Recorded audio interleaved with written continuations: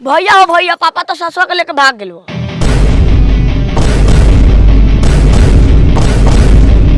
अरे बाप रे बाप। पितृभ्य स्वधायभ्य स्वधानम, पितामहायभ्य स्वधायभ्य स्वधानम, प्रपितामहायभ्य स्वधायभ्य स्वधानम। अरे बाप, अरे मतारी, छोड़ दे रे सर्वस्व।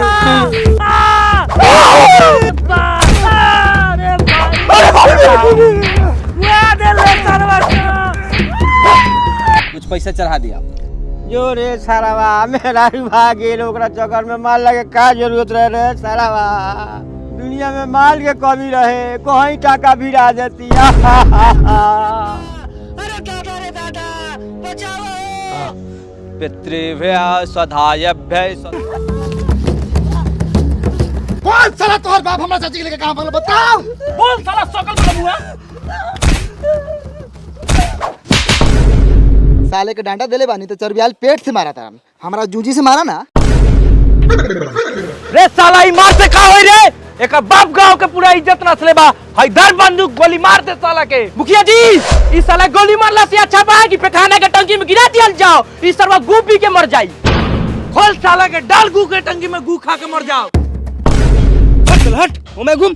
तो नरम चाम हमर चुत्तर में हलता। ए साला तोरे बाप के चलते नु लंगटे कैले बा, तनके कंप्रोमाइज कर। चल साला तोरे के गू पिया के सबसे घिनान मौत मारम। साला छिनार के औलाद, चल। रुका टंकी में। रुका दे साले के। ए रुक साला था, रुक। ए चियार महतो, काहे रुको रे? ए झंझटी, तू हमर झाट के मुखिया हो है। तू सरवा मर जाई तो फंसा मामली का कि तू। ए साला छुदर मत तो तोहर भाव के लेके भाग गेल, आ तोहर भाई सरवा तोहर भाव के चक्कर में मर गेल, आ तू साला फंसे के बात करत रे। ए साला लुंगी उठा के मार गोली गार में। हाँ तो मारा हमरा गान में गोली मार के गाड़ के नली उड़ा दो। हम कुछ ना बोलब। उ जमरिया चल गए थाना में। ई छौड़ी थाना में पहुंच गेल, ई कहला हो। हम लारे जाना था, काहे ला गेल बा।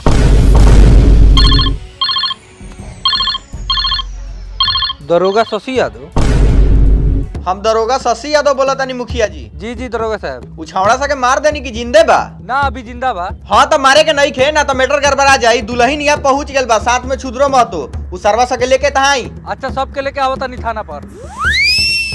ए, चल सब थाना पर।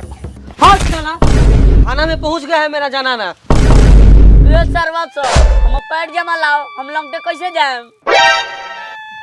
धर तोड़ी बहन करा पहन के आओ।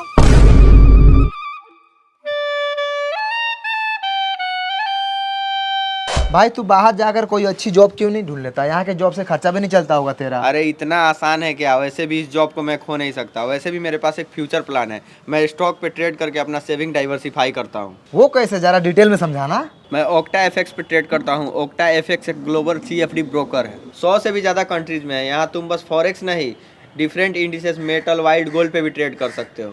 अभी ओक्टा एफएक्स स्टॉक ट्रेडिंग भी लॉन्च कर रहा है। इसका मतलब तुम्हें पूरा स्टॉक बाय करने की जरूरत नहीं। यहाँ पे तुम अर्न करने के लिए कंपनी के शेयर्स बाय और सेल कर सकते हो उनके डेली प्राइस डिफरेंस पे। इससे तुम शेयर्स ऊपर जाने से नहीं, शेयर्स नीचे जाने से भी कमा सकते हो। ये तो सही है, लेकिन तू कौन सा स्टॉक्स पे ट्रेड करता है? तुम ट्रेड कर सकते हो काफ़ी ग्लोबल स्टॉक्स में, जैसे एप्पल, नेटफ्लिक्स, अमेजोन और काफ़ी मेजर कंपनियों के स्टॉक्स के साथ। ट्रेड 24/5 ओक्टा एफएक्स पे, क्योंकि ये डिफरेंट एक्सचेंजेस के साथ काम करता है। मस्त, लेकिन मैं इसे डाउनलोड कहाँ से करूँ? Download octa FX, new app link description में है। अच्छा डराए वाला बात नहीं है झबरी, अच्छा जगह पायल बड़ू तो और सब काम हो धीरे धीरे। बाकी कुछो कह, तोहर गुण तोरा मतारिये लखिन बा। गुण के बात करते हैं दुर्गा साहब, एक मतारी के इतना ना बढ़िया बा। कथी बढ़िया बा? गुण की रात में सुतने के दिले।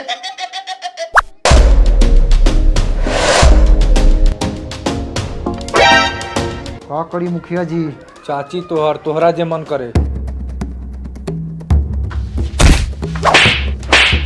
बताओ साला हमार चाची कहाँ बा? बोल। ए क्या होश में छुतर महतो के गांव के मुखिया है, यहाँ तोर कोनो रंगदारी ना चली। चली मुखिया, तुम रंगदारी की बात करता है, यहाँ बोली के साथ साथ गोली भी चली। हाँ तो सर्व चलाओ गोली। हमको कोनो मौका मुखिया नहीं की। भालू भगत नाम हमर, भालू भगत। ए भालू भगत उर्फ महाराज मुखिया, अगर तोरा भलुआन के कोनो लेके भागई तब तोरा कैसे लगई? बड़ा बढ़िया लगई अगर हमर भलुआइन जहाँ तहाँ भोग मरे तब नु। हाँ तो एक बार लिया के हमने के सामने खाना करा ना, भोग के साथ साथ रोग धरा दे हम। रे साला हट हट पहले ई साला रोग लगाई भोग लगाई दूगो परिवार में आग लगाई। ये साला के शुरुए से देखा तनी इहे काम बा एकर। ये तो हई सारो कोनो बढ़िया काम कैले बा। बियाह के दिन तोरा रहते हुए हमर चाची के लेके भाग गेल हैं। अब किताब हम आग नहीं लगावत, अब तू कहीं से हमर चाची लिया के दो। मिली गिफ्ट में एगो चौचो मिली जौन भाग गेल साला ओकरा ला इतना चिंता फिक्र बा। हई लड़की सवेरे से आके बैठल बा, एकरा से केहू पूछते नहीं है कि काहे ला के बैठल बा। ए छौरी रे काहे ला के बैठल बारे रे? चौराहे में मरला तो हाथी में बाई हो जाएगी। दो गले के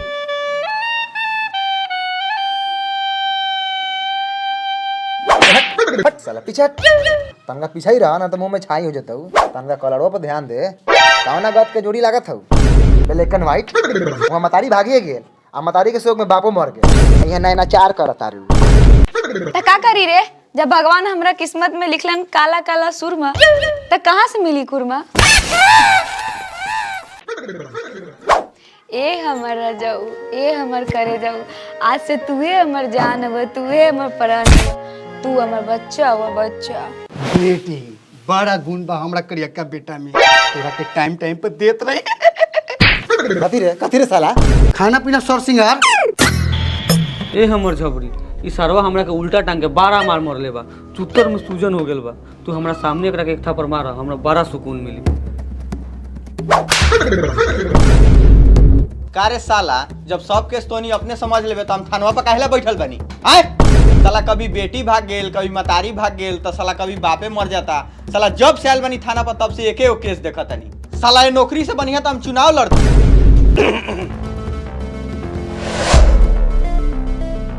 का तिवारी जी बड़ा पतला पतला पेट खराब बा का? आगे वाला छोड़ के नीचे ही ध्यान देता, तई आगे वाला देख लू।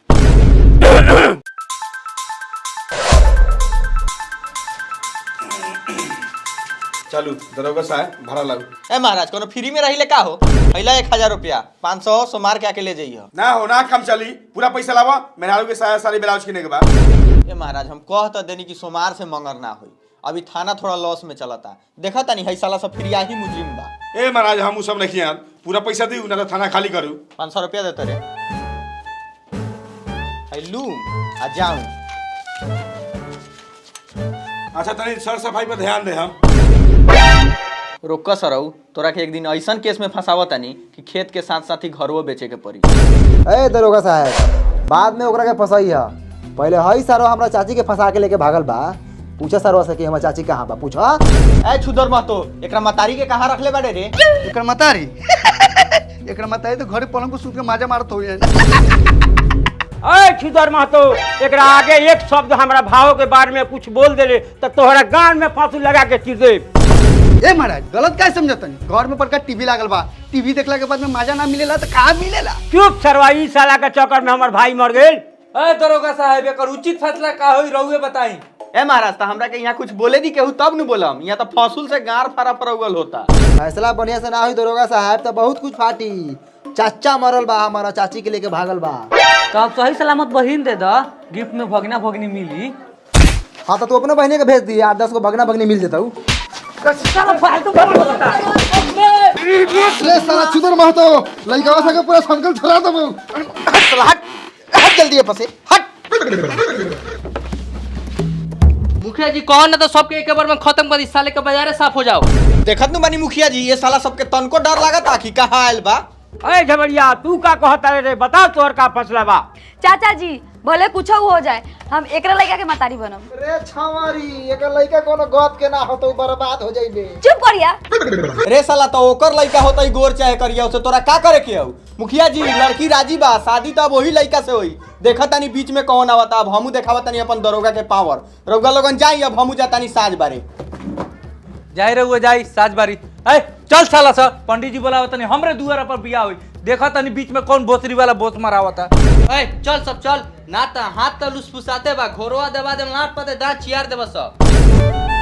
चलो सब चलो, खाली करो चलो। साला मौगी के लगा फंसा।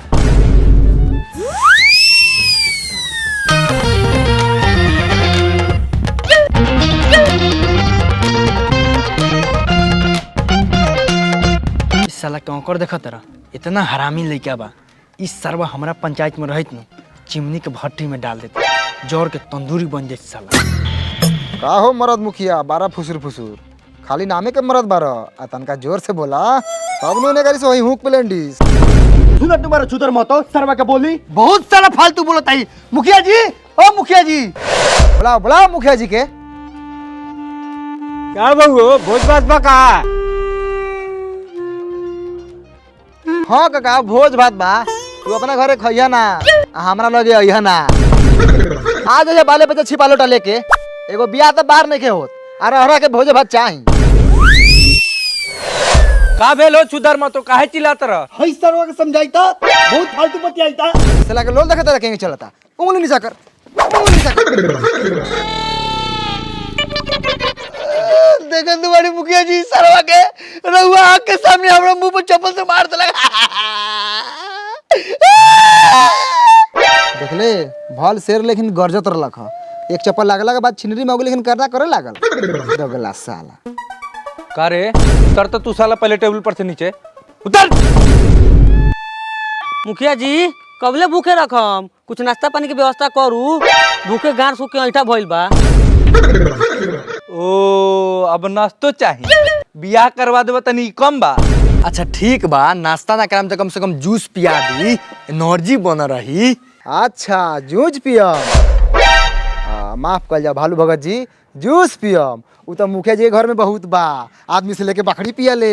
ए भाषण बंद कर जाके घर में से राइस जूस लेके आओ आई लोग के भर भर गिलास पियाओ। अच्छा ले आओ तनी राइस जूस कभी बाप जलम पीले ना होबा आ पीला के बाद जिंदगी में कबो पीबो ना करबो।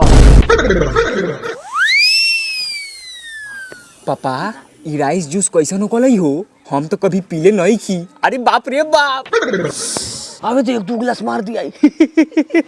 हम तो 4 गिलास पियम। अच्छा मेहमान लोग ला राइस जूस आवता आवे आवे।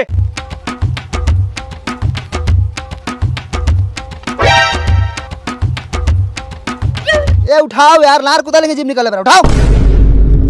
रघुआ उठाई भालू भगत उर्फ मरद मुखिया। है छुदर मत ज्यादा छुदर ही ना एक उठावा बाकी लोग हमारे जूझी पी। इधर उठाओ राइस जूस इधर। तनका बचाइए कि मेहमान लोग मुंह जरी।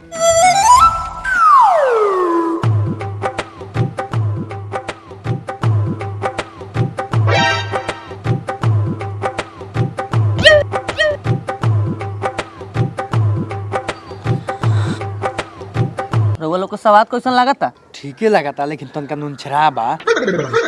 अहो साला एकर स्वाद कहीं मार लेखा तो नखवा लागत। राइस जूस मार ना होकले त का हमर लार होकले। हाय देखी मुखिया जी सार लोग के मार से घिना के फेंकता लोग। सुन लो मेहमान लोग मऊगईपुर के एगो नियम है नाला के पानी हो को तब चाहे बिस्लेरी के पानी हो को दूध हो को तब चाहे मार हो को एक बार गिलास में पड़ गेल तो पिए के पड़ी। मार तोरी बहन करा के ई कोन नियम हरे। ए पीले सरे पीले हमहू मुखिए बानी लेकिन इंसानियतपुर के ये मऊगईपुर में कोनो चारा चले वाला नहीं के।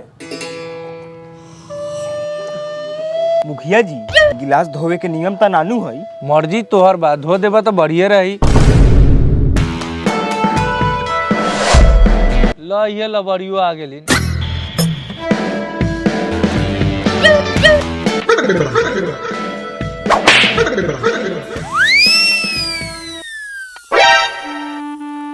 प्रणाम मुखिया जी। खुश रह कोनो बढ़िया काम करके नहीं खुआल भतार के खाची बा के आल बारू।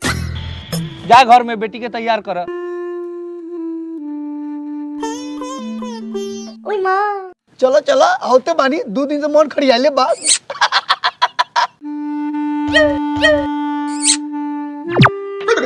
साला बोर दोगला बारे है कितनो मार देता नहीं सुधरते नहीं। चाचू तो संके हो आँख मारत हो। क्या समाचार? मुखिया जी खाना पानी खियावल जाओ। हाँ लागो लागो टेबल कुर्सी अब बियाह केहू से रोकाए वाला बा। अरे बाप रे बाप।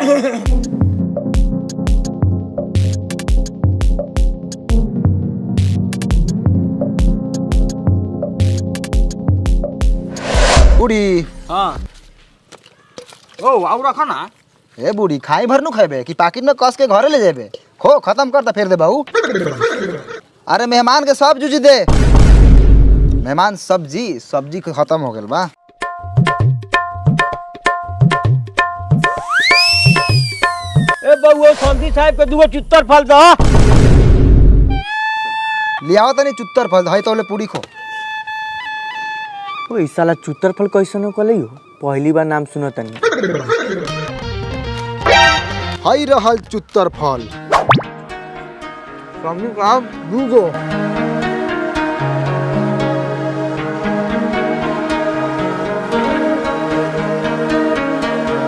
बउआ सब केहू में कहूँ चुत्तर फल दो सब कोई चुत्तर फल खाई हई लियो भालू भगत जी चुत्तर फल खाऊ धर सरवा तू हो धर हई सरवा दू खा रे ई त अंडा के चुतर फल कहत हो। अरे दरोगा साहब आऊ आऊ रहुए कमीरा लखा तो साला अंडा कम बा कहू दरोगा साहब समाचार सब ठीक बा बड़ा जोर से भूख लागल बा महाराज ए घुसका ए प्लेट आवे देखा तारा पापा साला के खाहू में रंगदारी बे एकरा बोली दरोगा साहब कएगो एगो काम कर एकरा के धर हई ले जा आ तू कहला इतना भारी ढोता रे एकरा के धर आ हई तू ले जा धर हल्का ढोआ लोगा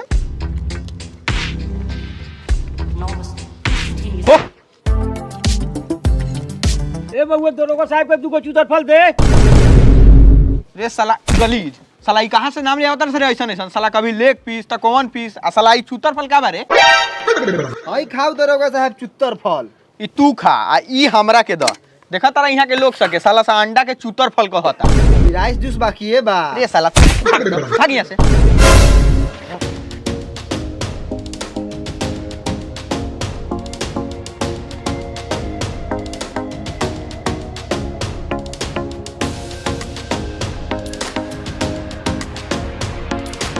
हाँ तो खाना पीना हो गया तो चलो ब्याह के क्रियाक्रम चालू हो को कार्यक्रम अच्छा कार्यक्रम हाँ तो कार्यक्रम चालू हो को दोनों गल में चूमा ली है झूला भी हटाई के बात छीना रे झूल भी ओकले की झूला नहीं ओकले लाउया उठाई ना दीदिया आ दोनों गल में चूमा ली है झूला नहीं हटाई के दोनों आम तूरे जाता चलाई के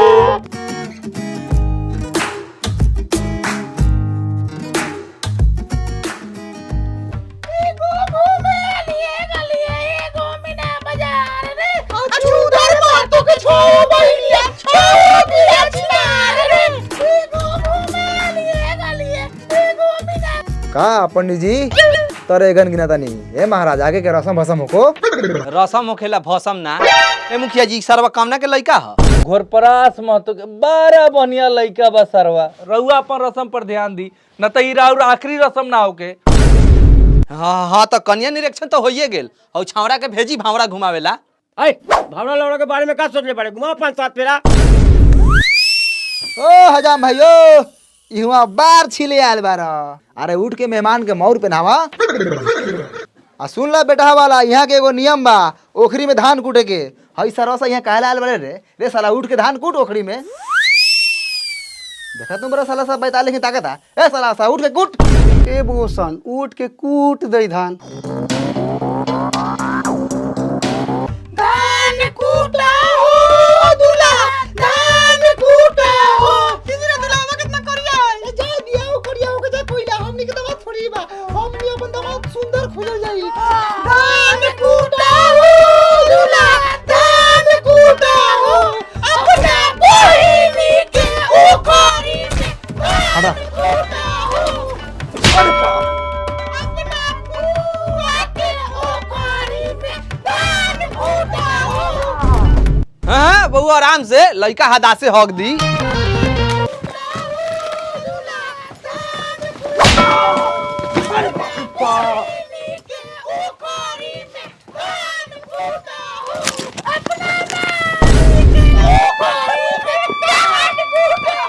कूट कुटैतानी हो धान कुटैतानी हो अपना साली के ओखर। ए साले एकरा के कहला त गार में मुसर घुसा के टांग दे।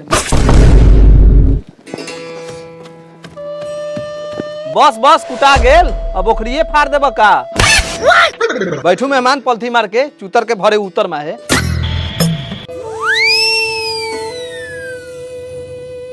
ओम चंदनम बद्धते नित्यम पवित्रम पापनाशम माँ पदा हरते नित्यम लक्ष्मी तिष्ठति सर्वदा। कन्या को बुलाइए जजमान। जो झमड़िया को बुला के ले आओ। हम कला बोला के ले दोगली की बेटी के हो, तू जाहू बोला के लेवा हूँ।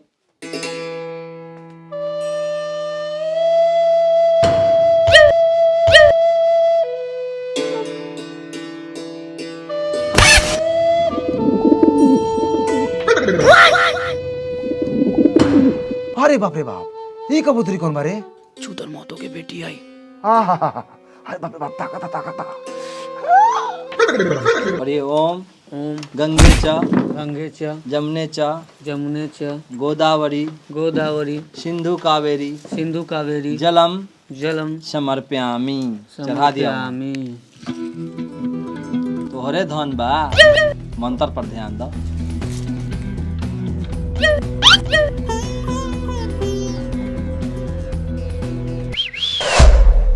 हमर जूजी बजावा ना।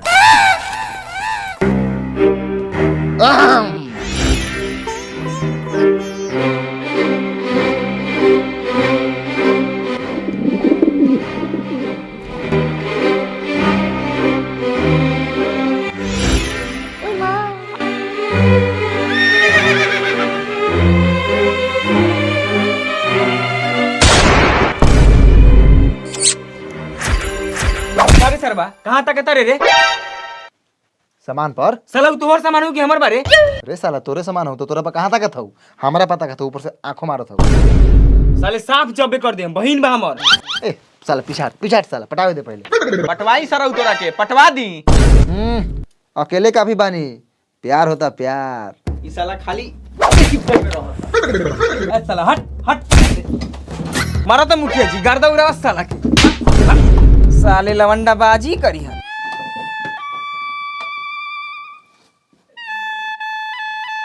छोड़ा सर हो जाए दो। ए हमर करेजा, ए हमर जान, ए हमर लड्डू।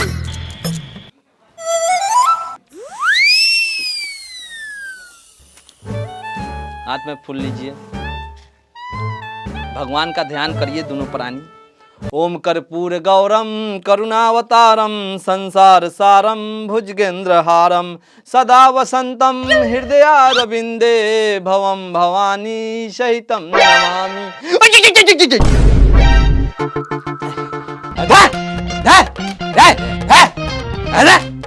उतार कान्हा पर से, बान्हा पर मिलिए। आ गेल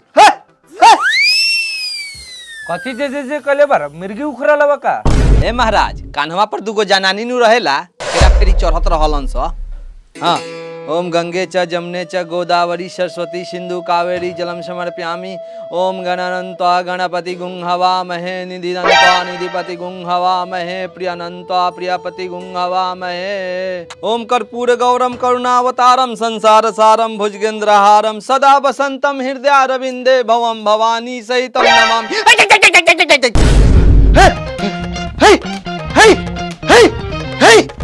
बाप रे बाप, इतना देह सुघरावता रे। रोको भोसरो तोहर उपाय कोला तनी। बाप रे, हमर झाट जे कहले बानी धोतिया में हक देनी का। जल्दी मंत्र पढ़ के मांग में से निकल भाई।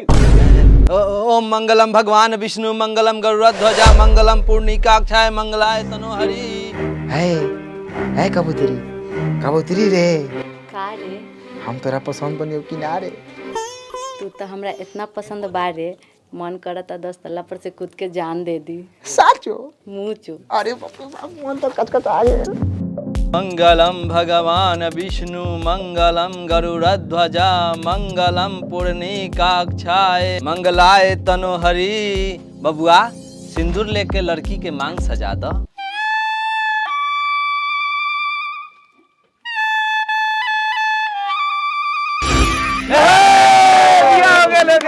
मिठाई आओ। अरे भाई लालू भाई हमने बियाह करा देनी। तो ये सब बड़ा खुशी का हो सकता आओ मिठाई ए चुप साला चुप, मिठाई खइबा। पापा ऊ सरवा मनिया बबी दी के लेके भाग गेल।